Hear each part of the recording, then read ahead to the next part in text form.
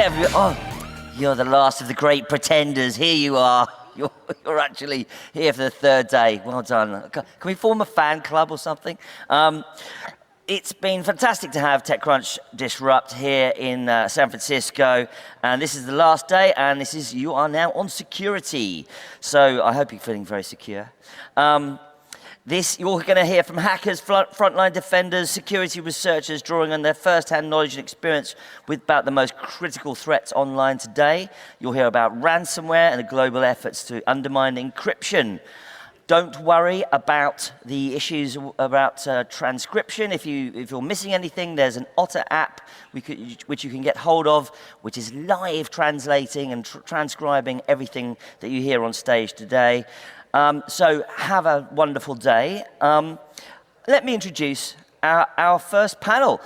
I'm very excited to have the Found podcast, which is going to be recorded live. So wherever you're sitting now, that's where you'll be in history. The podcast is going to be recorded with our guest today, Window Snyder, who's founder and CEO of Thistle Technologies. We're going to hear how she built her company, runs her team, raises money, the highs and lows of entrepreneurship. And joining her will be Dominic-Madori Davis and Becca Szkutak. Please give them a round of applause, everybody.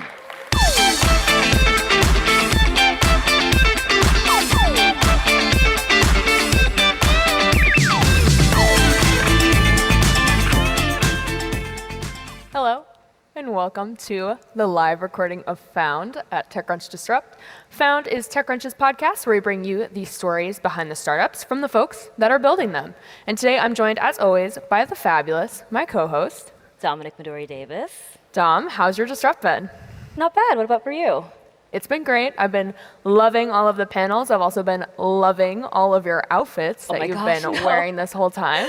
And Dom, tell us a little bit about what we're doing today. Oh yes, we are interviewing the amazing Window Snyder here from Thistle Technologies. And for those of you who might not know, to give you some background, she has like an insanely amazing career in security. Let's see, I'm going to read off the rap sheet. Yes, okay. The senior security strategist at Microsoft, where she's credited with pushing to take cybersecurity seriously, building it into Windows software directly. She managed the security and privacy team at Apple and was instrumental in lobbying Apple to encrypt all of its devices. She also served as security officer for companies including Fastly and was chief software security at Intel. Amazing. Window, thank you so much for being here today. How has Disrupt been treating you? It's been great. It's been great. What's been your favorite part? I met a robot dog, and that was actually really awesome. A robot dog? That sounds pretty good. My goodness. Well, hopefully maybe we can try to top that with what we're doing today. But we're here to talk about Thistle Technologies, and maybe that's a good place to start. Maybe if you want to just tell us a little bit about the company. Absolutely. So at Thistle Technologies, we're building security infrastructure for device makers. And the idea is to take these security capabilities that are hard to do right, really easy to get wrong, and generalize them across lots of different kinds of devices to make it really easy for device developers to incorporate it into their projects. And I know Dom read off a lot of your past work and sort of maybe the journey that led you to the company, but maybe to hear it a bit in your own words, how did you get interested in the cybersecurity space to begin with? So when I was at university, I was studying math and computer science, and I was really excited about cryptography, which led to an interest in cryptanalysis. And at the same time, I was introduced to multi-user operating systems, and I was wondering, what's keeping my data separate from everyone else's? What's keeping my process space separate from the kernel? And back in those days, this is the mid-90s, the answer, maybe even the early 90s, the answer was not very much. And so between those two interests, it kind of led me to building tools to demonstrate how to undermine these security mechanisms within the system, and met some other folks who had similar interests. And the Boston community had a very robust hacker community, so it wasn't long before I started meeting other people with similar interests. And this is long before we had a security industry, or there were no books to go read on this topic. It was absolutely the Wild West. But a lot of those folks are still in my world today. They're still working in security and leveraging the things we discovered, developed, identified back in those days to build more robust systems today. And our colleague Lorenzo did an amazing profile on you. And you spoke a little bit about how you were exposed to coding and computer science kind of at a really early age. What impact did that early exposure have on you and your career? Oh, absolutely. I remember my mom sitting at the dining table. She was a programmer. She started off as a tester. She became a programmer. And she would be sitting at the dining room table with these stacks of green bar. And she was a programmer who worked in COBOL. And she would be debugging with a pencil at the table her programs, which were these stacks of green bar continuous feed sheets. And trying to tell me, I was interested in like what does this do, what does that do, and she would tell me. But I also remember if she left it like stacked in the corner, I would like pick up one end and then spin around and like make a dress out of it. It was I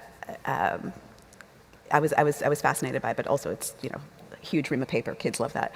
But then she also bought a TI-99 4A, and it came with a book, TI Basic, and I would copy in those programs and then change things to see what would happen. And that was a lot of fun, really interesting.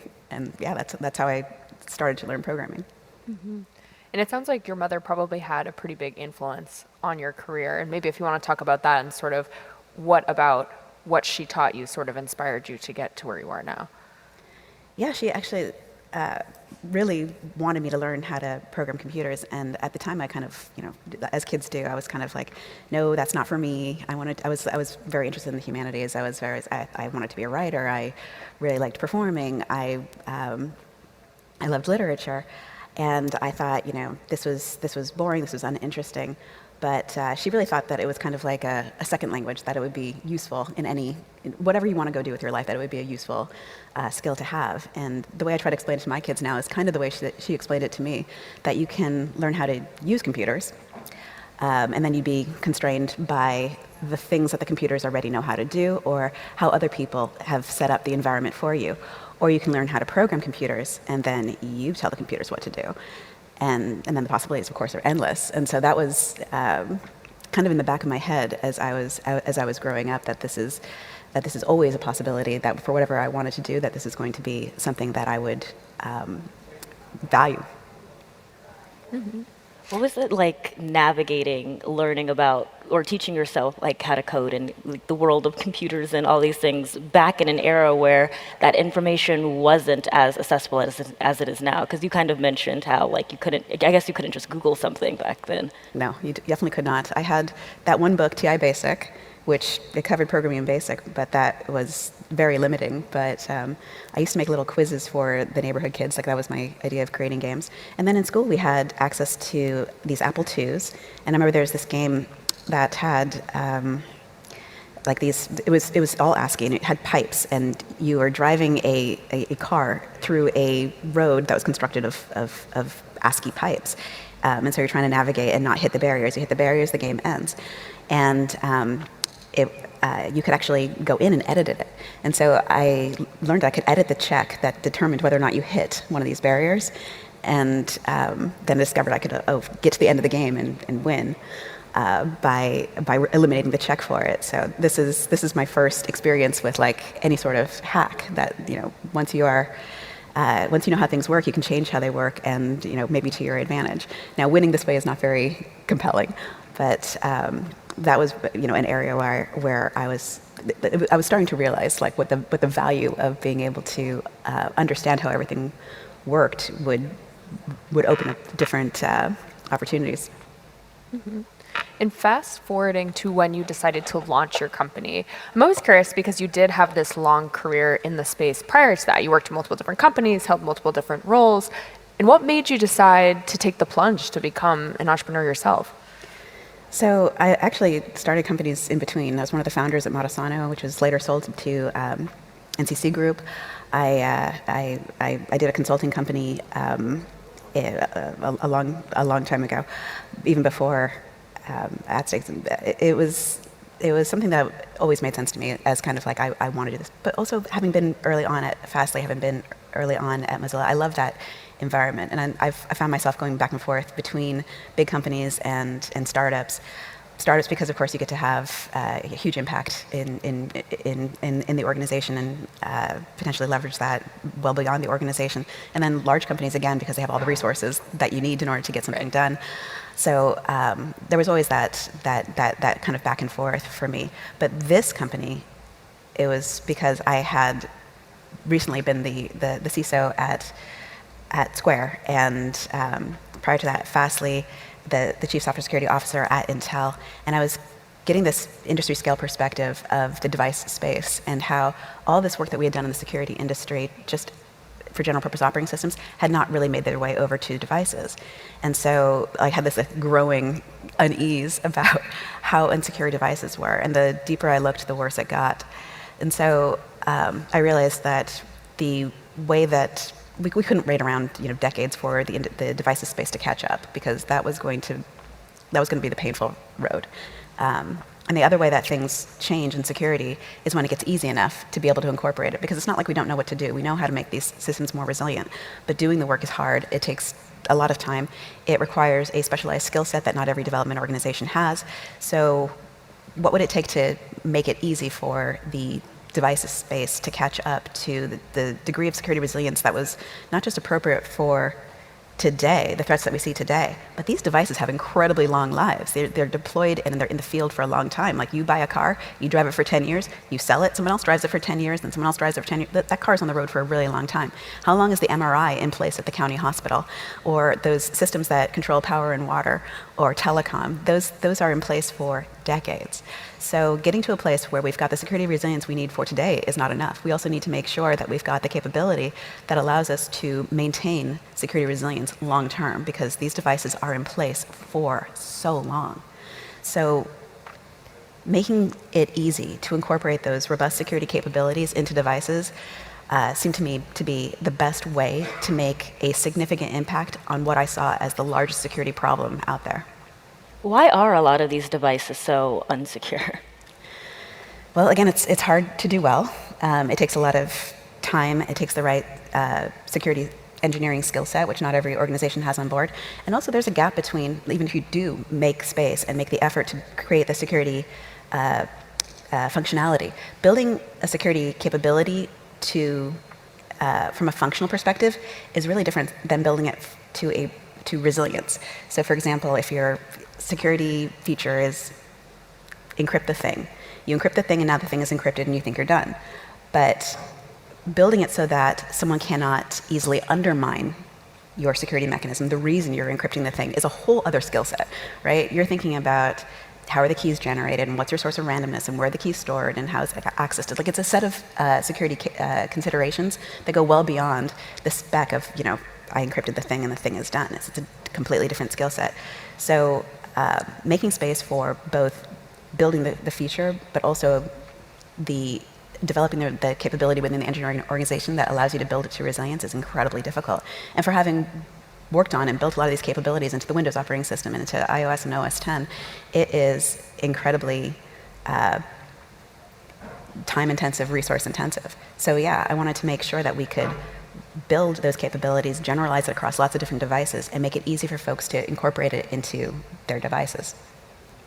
And thinking back to when you did take the plunge to launch Thistle Technologies, what was the timing like, and sort of why was that the right time to sort of leave what you were doing and start something new? Well, it probably wasn't the right time. It was right in the middle of the pandemic, and it felt like an insane time to go do something new. But it also felt like this was the right time in terms of the problem was painful enough that it felt like that the industries that made devices had high security requirements, so like industrial manufacturing and automotive, aviation, space, power and water, telecom, all those industries I mentioned before, medical devices, financial transaction systems, they recognize that they have high security requirements. But they also need to have enough of an incentive to make that investment in improving the security of these devices. So it's both seeing that there's a growing number of attacks on these systems, and a lot of security researchers who are invested in demonstrating vulnerability on these systems so that we, as an industry, recognize that there's a problem, recognize the impact of these problems. So those kinds of things were developing. At the same time, for me personally, I was trying to figure out how to make a significant impact on something I thought was going to be the most significant security problem out there. So those kinds of things converged for me. I was like, this is the right time. I've got the right skill set for this. I want to make a meaningful impact on this problem. And I imagine because of, your amazing career, fundraising was probably easy, but also during the pandemic, it was probably, how was fundraising? Nothing's easy, no. I don't think fundraising is easy for anyone. I hear people saying like, oh, in 2021, you could have stumbled into the wrong conference room and like walked out with a term sheet. Like that was not how it was for me. But fortunately, I did have an amazing introduction to True Ventures, and they've been an amazing partner. So I would say like convincing folks that this is a big problem, that was not hard. Convincing folks that I had the right skill set that was required to go and do this, that was not hard. But demonstrating that this is a problem that the rest of the industry recognizes that they're going to want to leverage these capabilities in order to improve the security of their products, that's been the place where I needed to help folks recognize that the industry is ready for this. And so that's been the challenge, but it gets easier and easier every day as well, first of all, as the company gets larger, and second of all, as the industry demonstrates daily how important it is, this capability for these kinds of devices. And you've worked at companies of all different sizes. And as you mentioned a little bit earlier, obviously working at a startup is very different than working at one of those larger companies that has resources and sort of other things available. What's one thing you learned working at, say, Apple or Microsoft or one of those big companies with a lot of resources that you hope to sort of implement with Thistle Technologies? Absolutely. So one of the things that I learned at Apple is how important it is for things to be easy, and how to make things easy. And easy is hard. Easy is the hardest thing. You have no idea how much work goes into making something easy until you attempt to do it yourself. And so all these security capabilities that we incorporated into Apple devices are incredibly sophisticated, but require very little user interaction or very little user investment, right? They just kind of happen underneath the surface. And so trying to figure out how to do that for developers, how to make it easy to incorporate these security capabilities, it's a huge challenge. But it's been something that is core to what we're doing, that we want to make it easy in order to bring these really sophisticated capabilities into the product. So that's something I brought along with me. And then from Fastly, their developer community is the reason that Fastly is so successful, that the being able to support developers and solve a problem for them, make it easy for them to get their job done, to solve a problem for them. That's been another thing. We want to build that developer community. We want to solve a real problem for developers. We want to make it easy for them to both test their devices and also incorporate these capabilities, and build a developer community that supports each other and gives us the feedback we need in order to continue to deliver a great experience for them. Mm-hmm. And what's a challenge you've come across so far in building Thistle Technologies that you feel like you've really been able to overcome and can look back on when you sort of hit those hurdles down the line? Well, go-to-market is a bit of a challenge, especially for devices, because in any space, even if folks need this, they don't necessarily, you do not necessarily encounter them at the exact right moment when they need it. So we're having a conversation, they're like, this is fantastic, we love this, let's go talk about this in 9 months. I'm like, okay, we'll talk to you in 9 months, but 9 months is not ideal for a seed stage startup. So trying to figure out like how to find folks at the right time, how to make sure we're delivering something that they need was a challenge that we had early on. But recognizing that, first of all, they were excited about it was a really compelling point. But trying to figure out how to get in at the right time was difficult. So we've decided to go hardware first. So instead of, let's say, going through a specific industry where they may or may not have they would have, like, let's say, pick a single industry like industrial manufacturing. They are all using different hardware platforms. So even though we can really easily port what we're doing to lots of different kinds of hardware platforms, that's a kind of big step for them to take. That indeed we want this capability, but also we are willing to take, wait for you to move it over, to port it over to our platform. That's a little bit of a leap that they have to take. Whereas going hardware first, through our partnership with Infineon, we're able to build specifically to this chip, the Infineon Optica Trust M, and the folks who are using this chip have already made a decision to incorporate some security capabilities, because that's why you buy this chip, and then being able to deliver a software capability that works for them off the shelf with a part that they've already incorporated into their project means that it's really easy for them to then say, okay, well, this is on our roadmap, and you're cutting out a significant amount of developer time for us. That's a really easy transition compared to all the steps you'd have to make otherwise if it's not already on your platform. And how big is your team right now? We're 6 people. 6 people? Yeah. Oh my goodness. How would you describe your leadership style? I would say there's a lot of trust involved. I mean, we're all very senior folks. There's a lot of autonomy, and there has to be, because we're a really small team, that making sure that folks have what they need in order to be successful, and then letting them be successful. Like, I'm trying to remove obstacles for them. I'm trying to give them the resources that they need.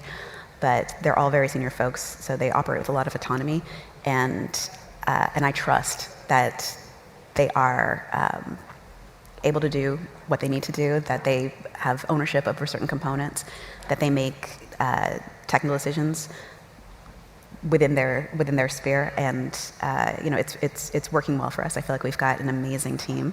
Some of the folks that I get to work with, I'm just so amazed that they decided to get in the boat with me on this journey, and it's been an amazing experience. Yeah, and kind of on that, is there any particular way in which you mapped out the company culture you wanted to have and foster, and to keep employees motivated? Yeah, I would describe this as respect. It's kind of the other, that we don't send mail after work hours. We don't have meetings late or early. If someone says, I need this time blocked out because I do pickup, we respect it. And I think I've been in, especially startups, where it's been kind of grind all the time, like, 50, 60, 70 hours. It's soul crushing, and it's not sustainable. And I know that this is a long road, so making sure that I was building a company that was going to be able to sustain the work that we needed meant that we were creating a culture where we weekends are weekends, and evenings are not for work. It's demonstrating that I have respect for you, that I'm not trying to engage with you at 6 o'clock, 7 o'clock in the evening. And so that's something that we've really held as a critical boundary, and I feel like it's been a key part of our success. Mm-hmm. And something I'm always curious about is sort of more of the personal journey involved with being an entrepreneur. Obviously, working and building a startup is so much different on a personal level, and sort of the toll it takes on a person, than it is working at a company that has systems. You don't have to wear 10,000 hats when you are working at a big company with a specific role in a way that in startups you do. And how has it been building Thistle Technologies for you, more on that personal side? It's been really gratifying to see that, something you build come together. It starts off as an idea, and maybe it keeps coming back up. So that, for me, it's like I had this idea, but it kept coming back to the foreground. And as I saw more and more about the devices space, it developed a sense of urgency around it. And then I started talking to a bunch of developers and saying, hey, is this something that would help you? Was this something that you'd value? And then talking to investors about what I thought the industry needed and how I wanted to go about it. And then talking to engineers about joining the company and getting folks on board and seeing what they got excited about. The journey of turning it from something that you recognize as a problem to an idea to manifesting it in the world to an actual product that actually is solving a problem for a customer. That has been incredibly satisfying. And you own every role, you own every hat until you manage to hire someone and hand it off. So it's incredibly stressful, and you spend a lot more time doing things that you don't realize are going to occupy all of your time, like fundraising. But it's so gratifying to have it exist in the world. What was previously just a pain point, and then an idea, and now an actual company and a product. Mm-hmm. And I think we just have time for one last quick question, but what are you most excited about for the future of Thistle Technologies? I'm excited for getting our product into developer hands, getting more and more feedback, refining the product, finding more ways to make these security capabilities easier, bringing more and more security capabilities to these device makers so that we can build security resilience across lots of different kinds of devices and make it so easy that it becomes the default to have this kinds of security capabilities in your products. Definitely. And that pretty much puts us at time. So everyone join me in thanking Window Snyder for joining us today.